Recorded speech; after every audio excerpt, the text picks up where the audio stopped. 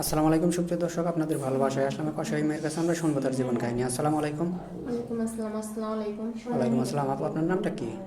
মোসাম্মদ খাদিজা খাতুন। ও আচ্ছা, আপনার home district? Bogura. Bogura. আপনার পরিবারে কে কে আছে? আমার আব্বু আছে, আম্মু আছে। আব্বু অসুস্থ, আম্মু মানুষের বাসায় কাজ করে। আমি আচ্ছা। দর্জি কাজ জানি, ছোট একটা বোন।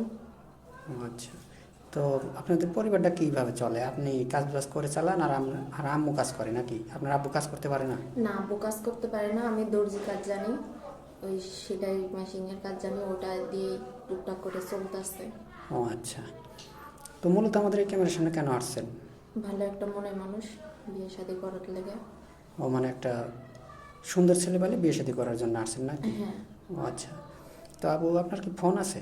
না, আমার পার্সোনাল কোনো ফোন নাই। বলেন কি, এই যুগে ফোন নাই? কেউ তো বিশ্বাস করতে চায় না। চাই দিন আনে দিন খায়, সেও তার হাতেও একটা বাটন ফোন হলেও আছে, তা আপনার কাছে তাও নেই? না ভাইয়া। ও আচ্ছা, তো এখন আপনি যে আমাদের এখানে আসছেন, আপনার শিক্ষাগত যোগ্যতা কতটুকু? 8 পর্যন্ত পড়াশোনা করছি। 8 পর্যন্ত লেখাপড়া করছেন না? আপনার উচ্চতা কতটুকু? 5 ফুট। 5 ফিট কয় ইঞ্চি? 4 ইঞ্চি? হ্যাঁ। ও আচ্ছা, তো এখন আমাদের এখানে যে আসছেন, হয়তো বা অনেক প্রবাসী ভাই আমাদের বেশিরভাগ লক দিয়ে থাকে, তো আপনি কেমন বয়সী ছেলে চাচ্ছেন? যেমনই হোক। বয়স দিয়ে কোনো আসা যায় না নাকি? না। ও আচ্ছা, ধরেন একটা ভাইয়ের বয়স 40 বছর পার হয়ে গেছে বা 50-এর কাছাকাছি চলে গেছে, এরকম হলে কি আপনার চলবে? হ্যাঁ, কোনো সমস্যা নেই। আর আপনার বয়স কত চলে? আমার 20-21।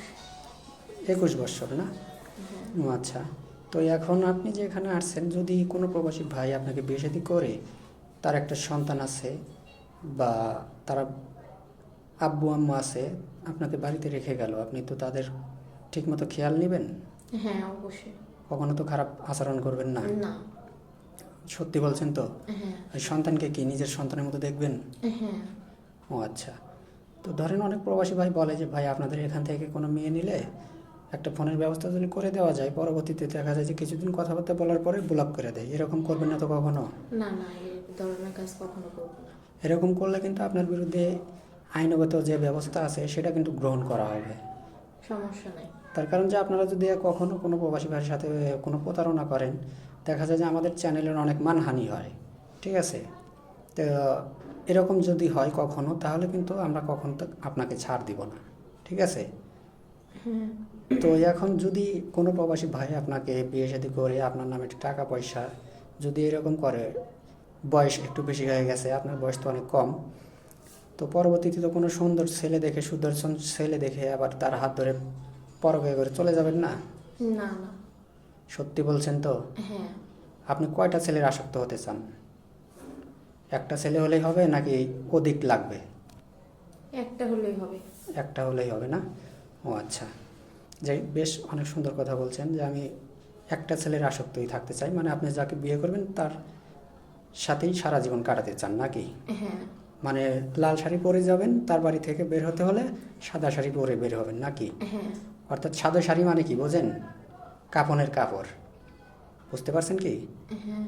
তো ইনশাল্লাহ, কারো জীবন কাহিনী তো 2-4-5 মিনিটে শেষ করা যায় না। তো আমাদের নাম্বার দেওয়া থাকবে, মানে ইউটিউব চ্যানেল কর্তৃপক্ষের নাম্বার দেওয়া থাকবে। মেয়েটার হাতে কোনো ফোন নেই, কেউ অযথা ভিডিও কল দেবেন না, অডিও কল বা স্ক্রিনশট মেরে পিকটা পাঠিয়ে দেবেন বা সাথে ভয়েস করে জানাবেন। ভালো থাকবেন, সুস্থ থাকবেন, এগুলো শেষ করছি। আল্লাহ হাফেজ।